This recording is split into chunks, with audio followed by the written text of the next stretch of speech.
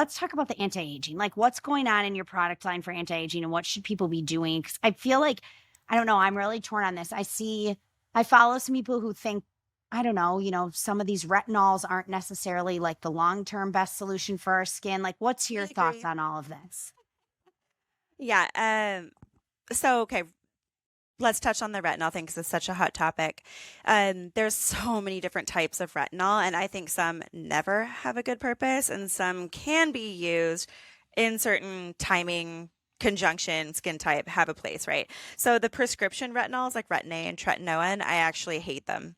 Yeah. I find them to be they're extremely toxic. First of all, I find that they really compromise the barrier in unpredictable ways.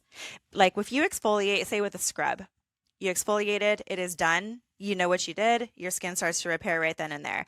It doesn't make you more sun sensitive in an uncontrolled way 4 days later Yeah. like retinols do. They actually go so deep in the skin and they create this like change in cellular behavior. And it's almost like doing a little tiny chemical peel that's working even when you think it's not working.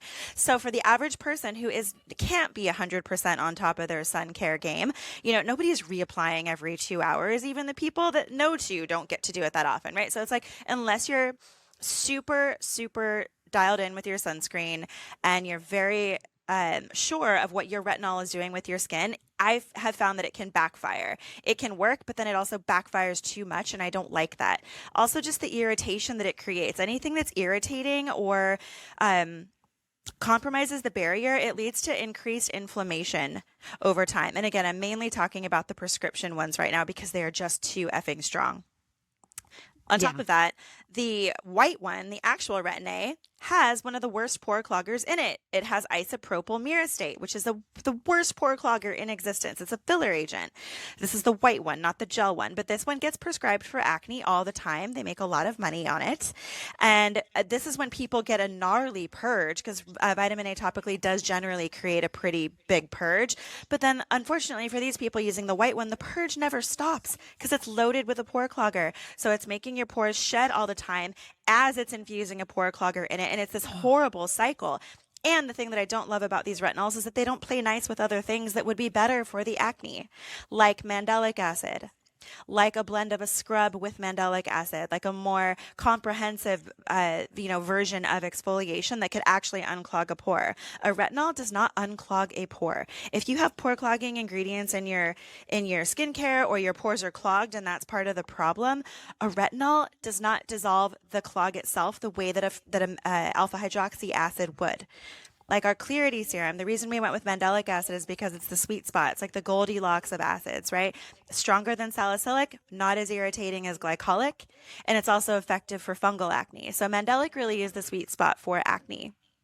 Crazy. It's much better to do that than a retinol because at least the mandelic acid is also going to brighten your skin and stimulate collagen. But then as soon as you put something else on in your routine, it's neutralized. You can control what it's doing by leaving it on for a certain amount of time and then you neutralize it. Whereas if you use a strong retinol or even, any retinol that has, touts ability to do anything, it's going to keep making you more sun sensitive days after you use it. And by then you've forgotten that you used it. So I find because I optimize for sun protection and being able to be out in the sun without having to worry about it. And then also reducing inflammation. That's why I don't like retinols. Yeah. Okay. That I've never said, used them. I'm okay. with you. There are some people that are going to be like, but it's my holy grail. Okay, some people, if you're not trying to solve acne with it and you have found one that your skin was able to acclimate to it and you have gotten past like the really hard hump without any of the side effects that usually come with retinol, great, you've made it. You're like the lucky percentage that it has Yeah. worked for. But it also doesn't play nice with other exfoliants. So it's kind of like that's like your main thing unless you're kind of an expert at skin cycling, which most people aren't. So that's Yeah. my professional rant on retinol. I love it. Okay. Um, so then what are the active ingredients you guys have for anti-aging in your products? So every product is equally effective for breakouts and for anti-aging. So for example, our moisturizer, it's called Hydroglow. Everybody loves it. So This one's so important because most moisturizers do contain pore clogging ingredients. Almost everyone's lotion breaks them out. So this one is formulated to be completely free of pore cloggers, but it also has calming ingredients for inflammation, and it has different types of barrier restoring moisture like squalane and then hyaluronic, and then it also has bakuchiol, which is similar to a retinol in terms of its collagen stimulation benefits, but it doesn't have the toxicity or the unwanted sun sensitivity. So that's why it's not breaking you out, it's calming the skin, and it's also giving you that collagen stimulation that you ultimately want. Love it. Okay, I have to ask, lasers, fillers, Botox, fat grafting instead of filler. What's the take? So I've done it all. Even the fat grafting? I haven't done fat grafting. I look at the before and after pictures of fat grafting all the time, and I'm like, and that's for when I'm in my 50s. Yeah. But or the nano fat injections instead of filler, whatever they're called. I know the grafting something different, but anyway, yes. Yeah, I'm always just afraid that it's gonna like dissipate a lot or like move. And I know it's the quality of surgeon and whether you're an ideal candidate is literally everything. And post care, it's a big commitment, but it can work. Filler, like. I don't think filler is like toxic. It's just hyaluronic acid with some lidocaine and a couple other things depending on what you're using. Having an injector that focuses on facial balancing is really key though, because most people go get filler and they're just doing their cheeks and they're just doing their lips, and over time it migrates. Yeah. And it, like over time, if you've gotten your lips done for years and years and years, it kind of your upper lip's going to have a little bit of migration generally, right? Like it's stuff moves around in your face. So having a injector who's really focuses on facial balancing is really key, so that they're like, okay, we need to stop doing your cheeks and we actually need to do a little bit of nasolabial and not do your lips this time, or knowing when to dissolve some stuff and start over. So a lot of people that have been doing it for a while are now focused on dissolving the old work and starting over fresh with an approach in balancing.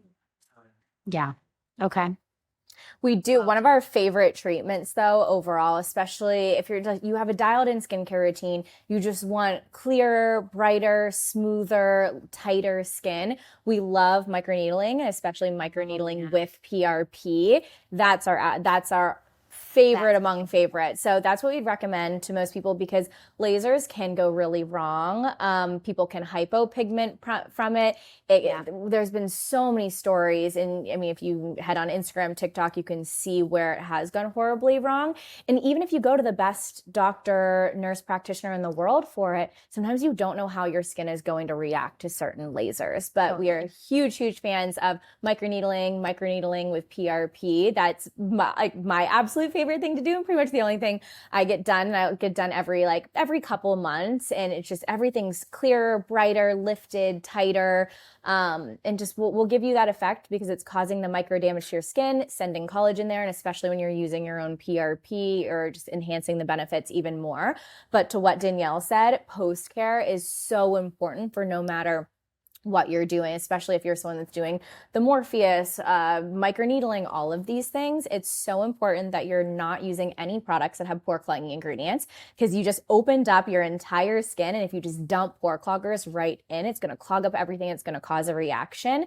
You don't want to be using hot water for 2 weeks after. You don't want to actually ever be using hot water ever on your skin. It causes Yeah, lukewarm. I should stop washing my face in the shower. I'm always like hot water to the face in the shower. Just lukewarm on the face, just lukewarm. That is the number one thing you can do to age well. Stop using hot water on your face. Just lukewarm. Interesting. Okay. Yeah. But no one's told this for in general, but even in post care. And then you, of course, want to avoid any harsh products like retinols, exfoliating agents until your skin has fully healed. And you want to focus on more barrier restore products. So in the Clear Stem regimen, that's lots of Cell Renew, lots of Bounce Back, lots of Hydro Glow, lots of Hydro Berry to calm your skin and to also deliver all those amazing active ingredients deeper into the skin to have even better results from all the money, time, and energy you just spent on microneedling or any lasers that you're getting. Totally.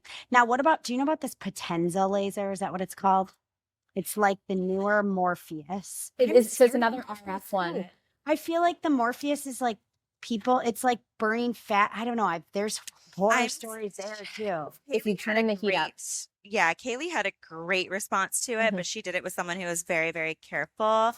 I'm And they not did a not candidate have for the it. they didn't have the heat turned up on it. They had the heat on the lowest setting, so it didn't activate that fat burning. It just Interesting.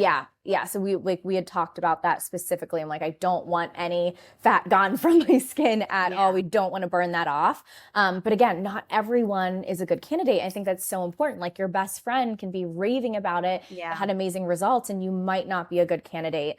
So that is super important. And I feel like there's so many new versions of the Morpheus coming out. These days, like I've seen billboards for them everywhere, like the new Yeah. RF lasers, and it's like, I don't know. Yeah, I think the one you're talking about, the guy who made the Morpheus, I think that's his newer one, if I recall. Haven't done it yet, but heard good things. If you're a Okay. candidate. Yeah. There's a guy here I would love to know. I should send you your info. I should send you this and you should tell me what you think, Danielle. But and I hope you guys don't mind that we're going totally down. Is this what you normally talk about? Am I like totally out of bounds I here? love rabbit holes. Let's go. Okay. He does microneedling in the office, but then instead of just PRP, he does like full injections all over your face. I mean, you're awake. It's not like whatever, but he like laughs at the PRP. He's like, no, we're like injecting this. Injects your like takes your blood, spins it down, and then re-injects it back them in. on the face. Yeah. And So you he calls it the mist treatment, and he swears it like it's like anti-aging, but I haven't tried it. But I was like very curious about it because I don't know. I'm just like, I know I'm a believer in the microneedle. I've never done it. I'm going to make an appointment now, but I don't know. I'm going to send you the info, Danielle. You have to tell me what you think. Yeah. I want to geek out on it. Oh, speaking of such things, so there is actually something you can do for the under eyes that is fantastic because under eye filler is very, very dicey. Don't do under eye. Don't. Filler. I know. No, I did it once Don't like do 6 years ago, and it migrated out because the skin in your under eye right there thin. is not strong enough to keep it in, and it kind of spills out and it pools right under and collects lymph fluid, and it just looks. That's when people start looking weird. So I only did it once 6 years ago, but I had that happen. So the facial balancing filler injector that I started seeing, she dissolved all of that, and what we're doing now is something called Easy Gel, which the name sounds so stupid and cheap, but it's actually amazing. So they actually take your PRP, they spin it again, get something called PRF, and then they heat it and cool it, and it creates your own like plasma gel filler, and they inject that deep into the orbital cavity right there where they would normally put under eye filler. So it creates like your own little natural filler, but once it dissolves and absorbs, it doesn't give you any weird side effects. And the stem cell component of it actually stimulates a collagen healing response. I'm loving the results. And I love things where there's no like hardcore side effect that's irreversible. So that's why I love this one, and I'm loving the results. Plus you have to do laughing gas with it because there's no way you can do it sober. So that's always fun. Yeah. So yeah. Yeah. What a right. That's crazy. I agree with you. I think some of the like the stuff where you're like injecting your own fat, even I'm like, well, that sounds fine. Like, how bad is my body going to react to my own fat injections? I don't know. It's interesting. There's a lot going on in that space. I feel like there's a big war raging between like the injectors and the plastic surgeons. All the plastic surgeons are like, don't get filler. It makes it really hard to operate, and all the, I don't know. It's crazy. Yeah. Well, everyone's optimizing for their thing. Where do we get this easy thing you just told us about? So my girl is actually Jen Palat. She is in Dallas. So I actually go out to see her. And I think there's other places that do it. There's a place in LA. I don't know. I just liked this girl's work and I like her concept of beauty. That's the main thing. When you're selecting a plastic surgeon, an injector, anyone, make sure that what they think looks good is what you think looks good. That's the best piece of advice. Pilot, Pilotte, I guess. Great. Now I'm going to blow her up even more and be able to get in. She'll hold us. Pre-book all your appointments, Danielle. So I go to her for the balancing and for the under eye treatment. And then, I think you can get it done in LA. I haven't found a place in San Diego that does it, but I'm hoping it's going to be the new thing. Next year, I think it'll be the new thing because all it really requires is a centrifuge, and every place already has that. I think they just need to be trained on this new technique of what to do. Who's doing it in LA? Do you know? I don't remember. Someone sent me someone on Instagram. She sounded great, but I already have Jen. So